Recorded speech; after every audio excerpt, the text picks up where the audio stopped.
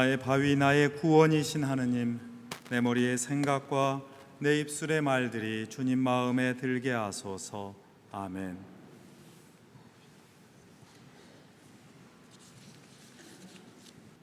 여러분, 잠시 같이 함께 대답할 수 있을 그런 준비를 해주시기 바랍니다. 여러분, 새해 복 많이 받으십시오. 새해 복 많이 받으세요. 감사합니다. 설 연휴를 끼고 주일과 여러분을 연이어서 만나게 되어서 참 기쁩니다. 어제로 우리는 올해 들어서 세 번째 새해를 맞이했습니다. 대림절로 신앙의 새해를 맞이했고 1월 1일로 세상살이의 새해를 다짐했습니다. 그리고 어제와 오늘 설날로 가족과 함께 인사하며 한 해의 축복을 나누고 있습니다. 할아버지, 할머니로부터 손주들에게 이르기까지, 그리고 남녀노소 모두 모이는 그런 명절입니다. 기쁘고 즐거운 시간입니다. 그런데 최근에는 약간 조심해야 한다는 경고가 따라붙기도 합니다. 특히 여성들만 명절 준비로 너무 힘들어서는 안 되겠다는 생각이 널리 퍼지고 있습니다. 여성의 입장에서 명절을 함께 준비하고 시댁이든 친정이든 공평하게 함께 인사를 나누고 명절을 함께 누릴 수 있었으면 하는 그런 바람과 이해가 이제 우리 사회의 기본이 되어가고 있습니다. 큰 가족이 모였을 때 특별히 젊은 사람에 대한 사랑과 염려의 질문도 적절하게 삼가야 한다는 조언이 따르기도 합니다. 너 공부 잘해? 이런 말부터 시작해서 취직 문제니 결혼 문제를 꼬치꼬치 캐묻는 일이 적지 않게 젊은 사람들에게 큰 스트레스를 주기 때문입니다. 어떤 이는 그런 질문마다 어른들이 벌금을 내도록 해야 한다는 농담을 던지기도 합니다. 또 서울대 정치외교학과 교수로 있던 어느 한 분은 연전해 낸 칼럼에서 이런 모든 질문에 아주 엉뚱하면서도 근본적으로 철학적인 질문으로 대답하라고 조언을 합니다. 오늘 그 조언을 그대로 인용하고 싶습니다. 당수거르니 너 언제 취직할 거니 하고 물으면 곧 하겠죠 뭐 라고 얼버무리지 말고 당숙이란 무엇인가 라고 대답하라. 명절이라서 일부러 물어보는 거란다 라고 하거든 명절이란 무엇인가 라고 대답해라. 엄마가 너 도대체 언제 결혼할 거니? 결혼할 거니 말 거니? 라고 물으면 결혼이란 무엇인가? 라고 대답해라.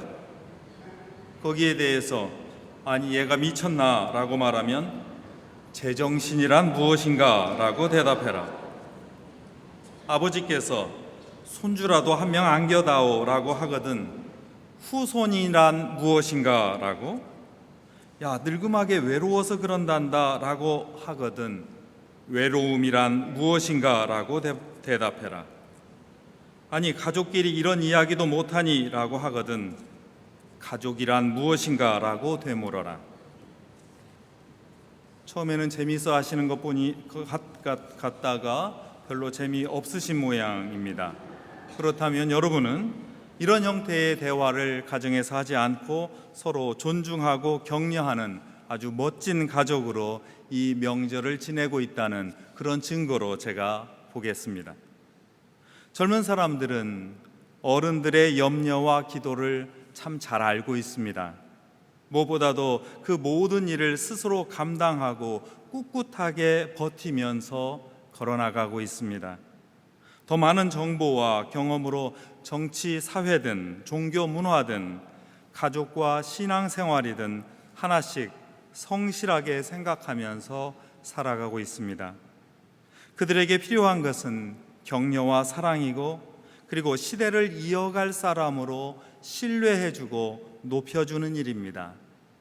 어른으로서 자신을 주장하기보다는 오히려 그런 새로운 세대에게 맡기고 넘겨주는 일이 필요합니다. 이것은 지난주일 우리가 세례자 요한과 예수님의 만남 속에서도 살폈던 내용입니다. 세례자 요한은 예수님을 보고 세상의 모든 죄를 지고 가는 하느님의 어린 양이라고 칭했습니다. 자신의 후배인 예수님이 무겁고 힘든 일을 해나갈 그 일들을 생각하니 애처로웠습니다. 그러나 그 새로운 예수님, 그 낯선 청년이 새 시대를 열어간다는 것을 믿었습니다. 그래서 자신의 제자들까지도 예수님께 보낼 수 있었습니다. 오늘 복음 이야기는 그 연장선 위에 있습니다. 이제 요한의 상태에 관한 짤막한 이야기와 더불어서 예수님께서 역사의 전면에 등장하시기 때문입니다. 복음은 증언합니다. 요한이 잡혔다라는 소식을 들으시고 예수께서는 갈릴레아로 가셨습니다. 요한이 감옥에서 잡히고 갇혀서 생사의 기로에 있는 처지에서 예수님께서 요한의 일을 자신이 떠맡기로 작정하셨다는 뜻입니다. 주님은 모든 것을 자신의 뜻대로 하지 않고 하느님의 예언을 성취하는 데 자신을 맡기신 분입니다. 태어나시기 위하여 베들레헴으로 가셔야 했고 다시 이집트로 피난했다가 나자렛으로 돌아오셔서 사셨고 이제는 다시 갈릴레아로 움직이셨습니다. 이 이동은 분명히 하나님의 목적이었습니다. 가는 곳마다 어려움이 있었습니다.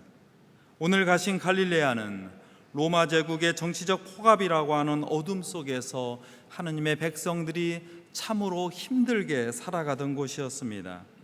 주님은 바로 그곳에 가셔서 그 죽음의 그늘진 땅에 빛을 비추기 시작하셨습니다. 역사 안으로 파고드는 하나님 나라의 빛을 우리가 누리려면 우리 마음과 행동을 돌이키는 회개가 따라야 합니다. 새로운 길을 따르라는 주님의 부르심에 응답하고 자신의 고정관념을 버리는 결단에 따라서 낯선 길을 걸어야 한다는 증언입니다. 로마 제국의 압제와는 달리 예수님은 세상 안에서 쓰러진 이들과 아픈 이들 그리고 연약한 이들을 일으켜 세우겠다는 그 길을 열어가셨고 그 길에 동참하라고 우리를 초대하십니다. 오늘 복음 이야기를 이렇게 요약한다면 세례자 요한과 예수님 그리고 제자와 그 뒤를 잇는 우리 신앙인의 삶이 분명히 드러납니다. 여기서 함께 깊이 살펴야 할 실마리가 있습니다. 세례자 요한이 잡히시자 예수님께서 전면에 등장했다고 합니다. 복음서는 이 표현으로 예수님과 요한과 예수님의 삶이 연결되어야 한다는 아주 강력한 의지를 드러냅니다. 그러니 요한은 예수님이 이어가고 그 뒤를 다시 제자들이 이어가는 운명을 우리 신앙인이 붙잡아야 한다는 요청입니다. 이 모든 것을 연결하는 고리는 잡히다라고 하는 낱말입니다. 성서 원어에 있는 뜻을 좀 더 정확히 드러내면 잡히다는 말은 넘겨지다라는 그런 뜻입니다. 요한은 헤로데라고 하는 정치 권력에 넘겨져서 결국 목숨을 잃었습니다. 요한을 이어받은 예수님도 결국에는 종교와 정치가 합작한 권력에 넘겨져서 결국 죽음을 당하십니다. 오늘 예수님의 부르심을 받아 따랐던 제자들도 얼마 지나지 않아 박해자의 손에 넘겨져서 순교를 당하게 될 것입니다. 그렇다면 이 신앙의 연결고리 안에서 우리 신앙인의 운명은 무엇이겠습니까? 놀랍게도 우리는 주일마다 드리는 이 성찬 예안에서 이 운명을 되새기고 있습니다. 성찬 기도 안에 있는 예수님의 말씀에 잡히시다 그리고 넘겨지다라고 하는 그 단어가 새롭게 등장합니다. 주님께서는 빵과 잔을 들고 이것은 너희를 위해 주는 내 몸과 피이다 하시며 선언하실 때 그 준다는 말이 사실은 넘겨준다는 뜻으로 해석해야 옳습니다. 성찬예 때마다 우리 신앙인은 요한과 예수 그리고 제자들의 삶을 늘 넘겨받고 있습니다. 그 삶은 때로 억울한 모함이고 고통스러운 박해이고 순교와 죽음의 연속이기도 합니다. 여러분이 이 성찬예 안에서 받으시는 성체와 보혈은 지난 2000년 동안 요한의 운명부터 예수님과 제자들 그리고 모든 신앙의 선배와 동료들이 흘렸던 땀과 피 그리고 눈물입니다. 이렇게 아무 말 없이 넘겨지고 이어받으면서 그 삶을 생각하는 일로 우리는 신앙과 우리의 운명을 되새깁니다. 이처럼 넘겨주고 받는 일 안에 하느님의 선물이 있다는 점을 기억해 주십시오. 고정관념과 자기 주장이 만드는 고집과 대결이 아니라 자기 시대의 소임과 한계를 인정하고 자신을 넘겨주는 양보 안에서 새 역사가 열립니다. 우리 신앙인이 그리스도의 몸과 피를 먹고 마실 때마다 넘겨주고 넘겨받는 그 신앙의 유산은 참으로 멋지게 그리고 새롭게 피어나는 생명의 삶, 그 생명의 약속입니다. 우리 생명의 연속인 자손들은 그 자손들을 있는 그대로 격려할 때 오히려 감사한 마음이 그들에게서 펼쳐지기 시작합니다. 우리 역사의 연속인 젊은 세대를 있는 그대로 믿어주고 지지할 때 그들 안에서 변화와 안정이 자리 잡기 시작합니다. 넘겨주는 사람에게는 하느님의 칭찬과 하느님 나라를 향한 약속이 뒤따르게 됩니다. 그리고 넘겨받는 사람에게는 어른과 선배 신앙인을 향한 감사와 존경의 마음이 우러나오게 됩니다. 하느님 나라를 향한 우리의 순례와 행진은 이러한 감사와 찬양, 존경과 기쁨의 은총을 함께 걷는 일입니다.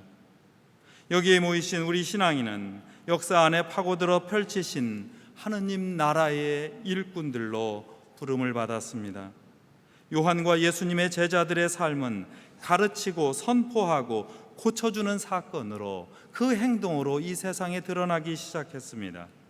신앙은 잘못된 정보와 편견을 벗어나서 늘 자신을 새롭게 배우고 고쳐나가는 삶입니다.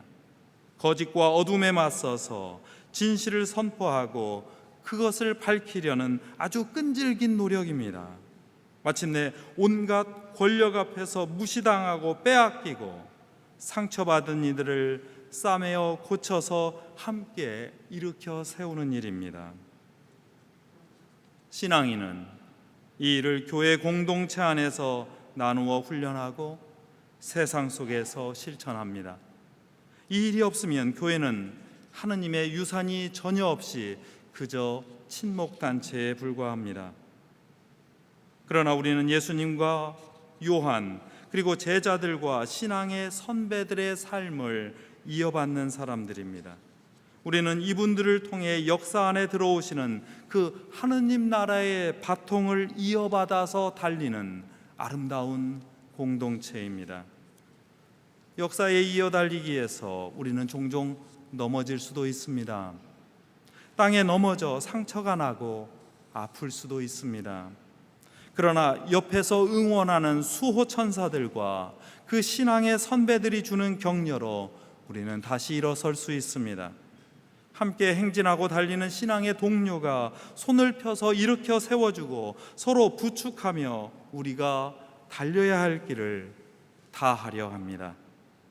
이 일이 가족의 여러 세대와 교회의 선후배 신앙인들이 협력하면서 만들어가야 할 새로운 신앙의 길입니다. 어두운 역사와 그늘진 삶에 진실과 진리의 빛을 가져오는 일입니다. 위험과 위협을 무릅쓰고 그 위험한 공간에서 사람을 싸매고 구하는 일입니다.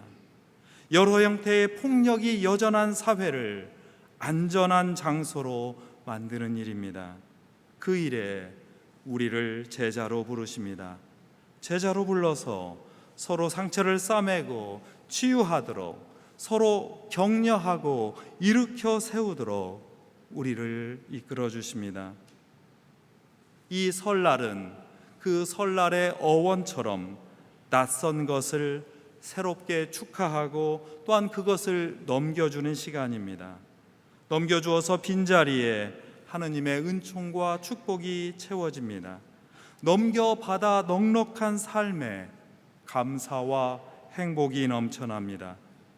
이처럼 존중과 격려로, 사랑과 존경으로 신앙에 이어달리기를 하는 여러분에게 올해도 하느님의 복락이 차고 넘칠 것입니다. 성부와 성자와 성령의 이름으로 하였나이다. 아멘.